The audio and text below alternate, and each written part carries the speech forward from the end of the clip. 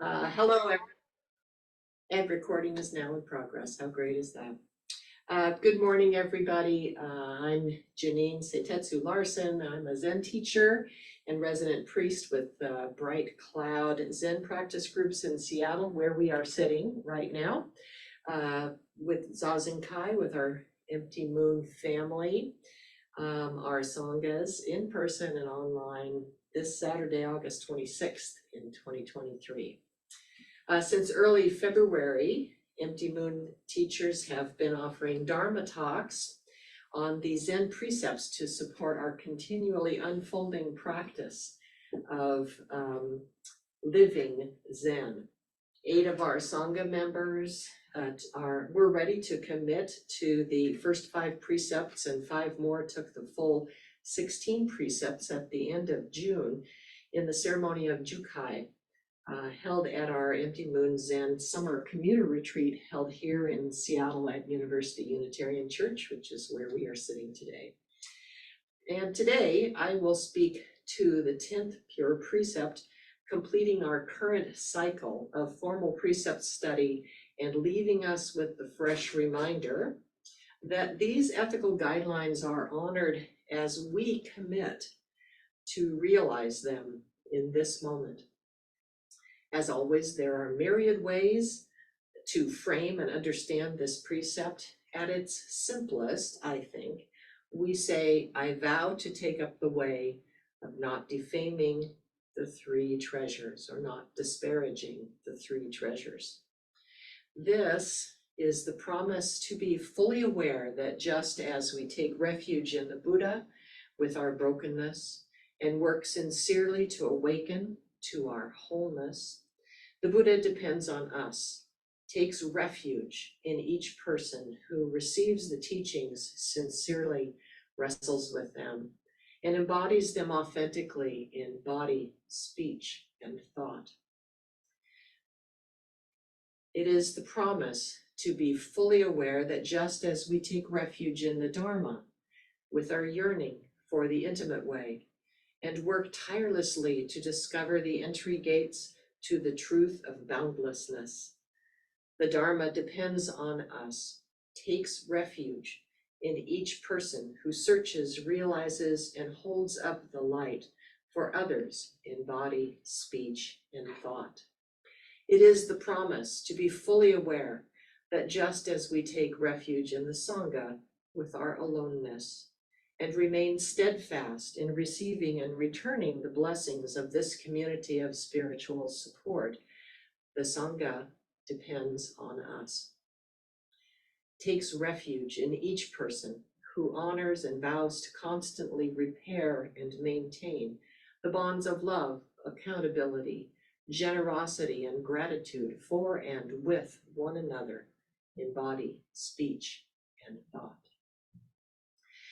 None of us take up these vows of refuge in the 3 treasures, Buddha, Dharma, and Sangha, with the intention of defaming them ever. But the best of us can maintain relationships with ourselves and our beloveds easily and without end. The rest of us are subject to human failings. Mm-hmm. A teacher may speak carelessly, doesn't show us the favor we believe we deserve, somehow doesn't shine with the newness and brilliance that we once had after a while. And we begin to feel irritation with vocal tics, forgetfulness, that stain on their collar, a decision that isn't carried out skillfully. We become bored with the rhythms of practice life.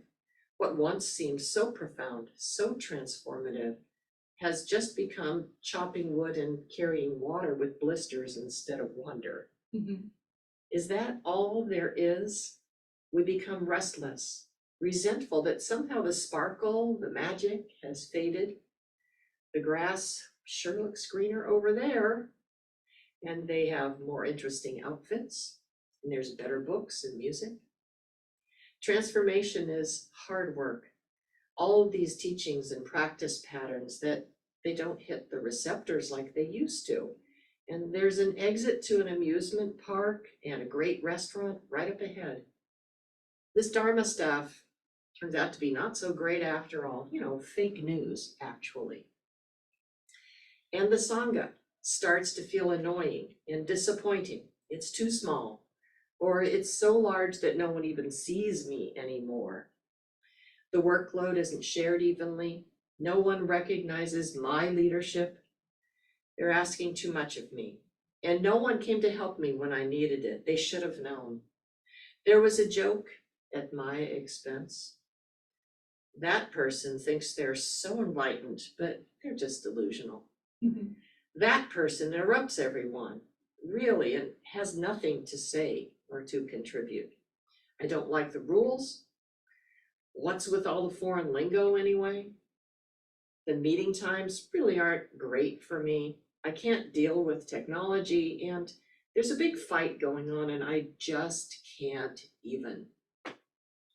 These small erosions of our vows of refuge can begin to weaken our faith and give rise to anger or pain, which in turn gives rise to poisoning the well. Or maybe it's our unknown intention to foul the nest. It is very hard to resist the human habit of complaint, and it's even harder to resist the human habit of piling on. To hold to this precept of not denigrating the three treasures over time needs to be accompanied by active self-monitoring. If you notice an impatience with your practice, or a tendency towards negative thoughts or words about a teacher, Sangha leader, or fellow practitioner, your vow to uphold the 10th precept prompts you to look beyond and behind the presenting issue, so-called, and go deeper. What is at the root of this souring? Can it be repaired before it becomes truly toxic to you and everyone else?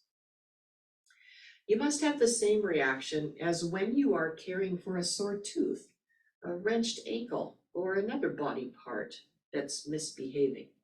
Some sensitivity catches your attention for a moment, or a flash of emotion, pain, or anger, for example, emerges. The wise action is to take a moment and decide what kind of assessment to give this. If you ignore it, you might be heading into an infection that will progress and eventually be hard or impossible to reverse. And if this happens, you could lose that tooth or spread the injury to surrounding areas. This is true with your vow to be a champion of the three treasures as well. Wisdom tells us to be mindful of the small aggravation, instability, or feeling of dissatisfaction. Is it lessening now that you're noticing it with concern? Is it growing? What happens when we test it carefully by attending to how it feels with a little bit of pressure? When you touch it firmly, or when you bite down on something soft or maybe a little harder? If there's definitely a reaction, it is time to ask for help maybe. Or is it time to just keep it under watch on your own and revisit the response now and then? Is it safe to dismiss it as nothing of consequence, or are you fooling yourself because you just don't want to deal with it? Are you hoping for sympathy from others or for special accommodations, or do you go looking for allies who will support your analysis that it's really nothing or that it's really something super major? Maybe you've got an appointment coming up with an expert who can bring a clearer view, deeper experience, and greater expertise to bear, a dentist or a doctor in the case of a painful tooth or ankle, for example, or dokusan, or a therapist in case of an emotional or behavioral response, to help you gain an informed perspective about finding a cause or a way to bring it into a practice of healing.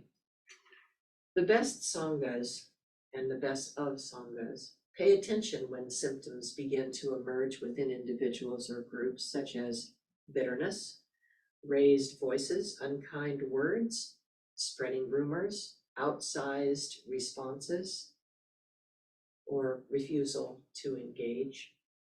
There might be an appointed conflict or care team within the Sangha, a chaplain maybe, or a Sangha keeper, who can receive complaints or proactively address expressions of concern directly and with great care.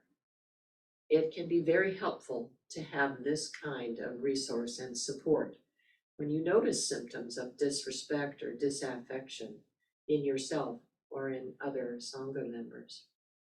Sometimes it's time to leave a practice, a teacher, or a Sangha when you are in a healthy place and are simply relocating, or if you're wanting to work with a different teacher, tradition, or Sangha for a while or permanently. Talk this over with your current teacher and make plans to advise the rest of the Sangha before you go. In this way, you can create a leave-taking that is positive for all without giving rise to perceived slight or negative feelings, attitude, or commentary on any side. This is honoring the three treasures and keeping the vow to honor them. Work honestly with yourself and your practice supporters so your own leave-taking can be done without throwing shade or trashing the people or practice you're leaving behind. This is crucial to observing the 10th precept and modeling for others how to do the same. The 10th precept can also be violated by misconduct of others within the Sangha, notably and regrettably. This happens from time to time. Again, good practice within the Sangha is to notice the signs, take complaints and reports seriously, have the resources in place to respond immediately and directly, including both protocols and responders, and then act. If misconduct has occurred, there is likely going to be the need for one or more suspensions from the Sangha for a while, maybe permanently, a formal and verifiable plan for atonement and renewal of vows before suspended persons might rejoin the Sangha, likely a time of supervised participation for these persons, and a careful and caring disclosure to the Sangha when a disciplinary review and decision has occurred or has been requested. This is nearly always a fraught process due to long-standing cultures of conflict avoidance and misunderstanding and misuse of a so-called right to privacy. This is particularly so when persons of authority and violations of power dynamics and positions are involved. These situations are usually very complex and very difficult for Sangha harmony and health. However, the health of the Sangha and all practitioners rises above a simplistic view of needing to keep Sangha harmony intact. Clearly and clarity in the practice of honoring the 10th precept, it is crucial to be honest and authentic in your practice. Because humans are involved, violations are going to happen whenever conditions are not scrupulously upheld by individual practitioners and even groups of practitioners, factions, teachers and Sangha leaders, and the wider community of peers. With care, such a breaking of trust boundaries can be restored. It is difficult work, and it is of supreme importance. The 10th precept is our reminder that our own practice and responsibility for the actions of body, mind, and thought is how the three treasures remain alive in this world, and how the Buddha, Dharma, and Sangha may take refuge in each of us.